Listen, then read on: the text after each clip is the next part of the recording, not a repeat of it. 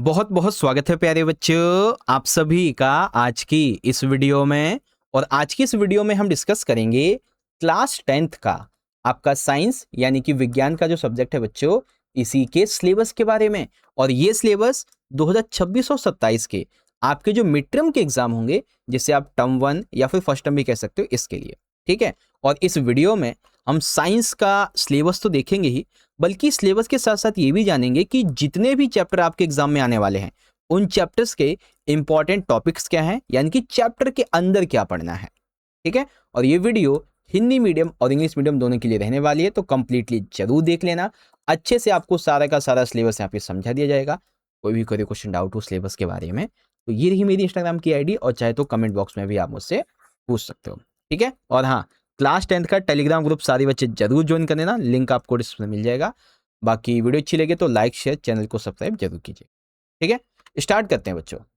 देखो, सबसे पहले हिंदी मीडियम में जानेंगे तो आप अपनी बुक का जो चैप्टर इंडेक्स है, विषय सूची, इसे निकाल लीजिए और मैं आपको बताता हूँ कौन कौन से चैप्टर पढ़ने हैं।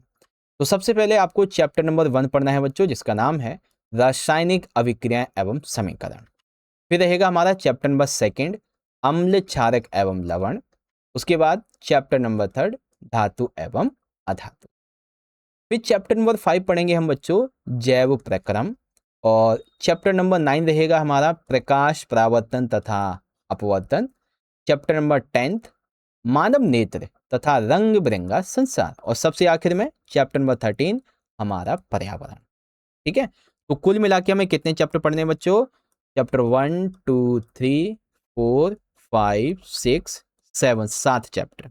अब ध्यान से सुनो, ये जितने भी 7 चैप्टर आपके मिड टर्म के एग्जाम में आने वाले हैं, हम आपको इन सभी चैप्टर्स के आने वाले कुछ ही टाइम के अंदर मोस्ट इंपॉर्टेंट क्वेश्चंस करवाएंगे, बहुत अच्छे अच्छे इंपॉर्टेंट एमसीक्यूज करवाएंगे। यहां तक कि हम आपके लिए सैंपल पेपर्स भी लाएंगे, कम से कम 5 से ज्यादा। जी हाँ बच्चों, कितने पेपर बताए मैंने?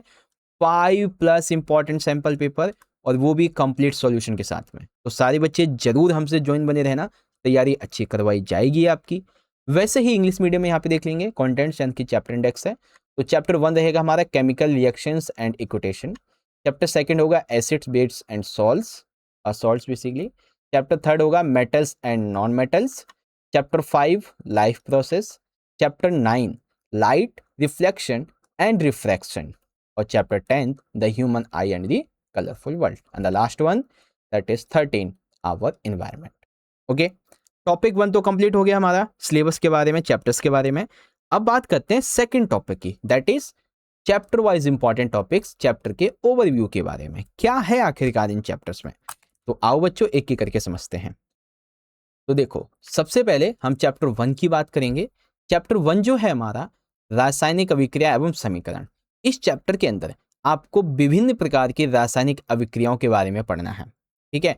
इस चैप्टर में आप रासायनिक समीकरण के बारे में जानेंगे, संतुलित रासायनिक समीकरण क्या होता है, कैसे किए जाते हैं और इनके उपयोग क्या होते हैं। ठीक है। और वही सारी चीजें आपको इंग्लिश मीडियम में यहाँ पे देखने को मिल जाएंगी। जो रासायनिक अभिक्रियाएं होती हैं वो कितने प्रकार की होती हैं, जैसे कि संयोजन, वियोजन, अपघटन, विस्थापन, द्विविस्थापन, अवक्षेपण। इन सभी की इंपॉर्टेंस कैसे होता है सब जानेंगे। ऊष्माक्षेपी और ऊष्माशोषी अभिक्रिया, इसमें उपचयन और अपचयन, ये सब आप देखेंगे। ओके। नेक्स्ट चैप्टर नंबर 2 जिसका नाम है अम्ल क्षारक एवं लवण। ये बड़ा ही इंटरेस्टिंग चैप्टर है। इसमें H+OH आयन की उत्पत्ति के आधार पे अम्ल और क्षारक की क्या परिभाषाएं हैं आप ये जानेंगे। सूचकों के प्रयोग से पहचान करेंगे, इनके रासायनिक गुणधर्मों के बारे में जानेंगे, उदाहरण और इनके उपयोग जानेंगे। उदासीनीकरण क्या होता है, पीएच स्केल की अवधारणा क्या होती है, दैनिक जीवन में पीएच का क्या महत्व होता है। काफी इंपॉर्टेंट टॉपिक है बच्चों, कई बार क्वेश्चन बनता है पीएच के बारे में। ठीक है। सोडियम हाइड्रोक्साइड, व्यंजक चूर्ण, baking soda, Dhawan soda, plaster of Paris, इसके अंदर बहुत सारी केमिकल रिएक्शंस हैं। ठीक है। और उन सभी केमिकल रिएक्शंस को आपको मैं अच्छे से समझा दूंगा, सो डोंट वरी।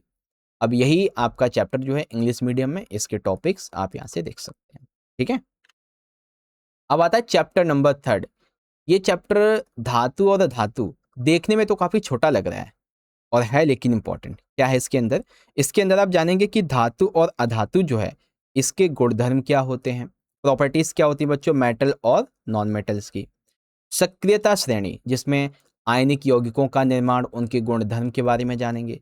धातुओं के निष्कर्षण के मूल प्रक्रम, संचारण और इससे सुरक्षा क्या कैसे होती है, क्या वो करते हैं, ये सब जानेंगे, ठीक है ना।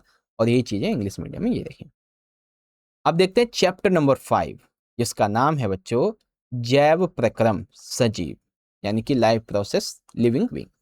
अब इसमें बेसिकली आप पादप और जंतु, इनमें पोषण कैसे होता है इसके बारे में जानेंगे। श्वसन क्या है, श्वसन की विशेषताएं क्या हैं, जैव प्रक्रम के अंतर्गत संवहन क्या होता है, उत्सर्जन की मूल अवधारणा क्या है। बहुत छोटा टॉपिक लग रहा है लेकिन है काफी इंटरेस्टिंग। ये जब आप पढ़ोगे ना चैप्टर को तब आपको समझ में आएगा अच्छे से। फिर आता है चैप्टर नंबर 9, प्रकाश परावर्तन तथा अपवर्तन। तो इस चैप्टर में आप गोलीय पृष्ठों के द्वारा प्रकाश के परावर्तन के बारे में, गोलीय दर्पणों के द्वारा प्रतिबिंब बनाने के बारे में, वक्रता केंद्र, मुख्य अक्ष, मुख्य फोकस, फोकस दूरी, ये चैप्टर थोड़ा सा ना कठिन जरूर है, लेकिन जब आपको मैं इंपॉर्टेंट क्वेश्चंस करवाऊंगा तो आपको ये चैप्टर अच्छे से क्लियर हो जाएगा। और साथ ही आप इसमें अपवर्तन के बारे में जाए, ठीक है, रिफ्रैक्शन। उसके बाद चैप्टर 10 है हमारा बच्चों मानव नेत्र तथा रंग बिरंगा संसार। इस चैप्टर में मानव नेत्र में लेंस का क्या कार्य होता है, दृष्टि दोष क्या होते हैं, 2-3 तरीके के होते हैं, और उनका संशोधन क्या होता है। जैसे किसी को किसी को दूर का कम दिखाई देता है, किसी को पास का कम दिखाई देता है, ऐसा करके। प्रिज्म से प्रकाश का अपवर्तन और प्रकाश का विक्षेपण कैसे होता है, इसके पीछे साइंटिफिक रीजंस क्या है, वो सब जानेंगे। प्रकाश का प्रकीर्णन एवं दैनिक जीवन में इसका उपयोग, जैसे सूर्योदय सूर्यास्त के समय सूर्य का रंग जो है वो कैसा होता है, इसके अलावा भी और भी बहुत सारी, ठीक है। और सबसे आखिर में आता है चैप्टर नंबर 13, दैट इज हमारा पर्यावरण।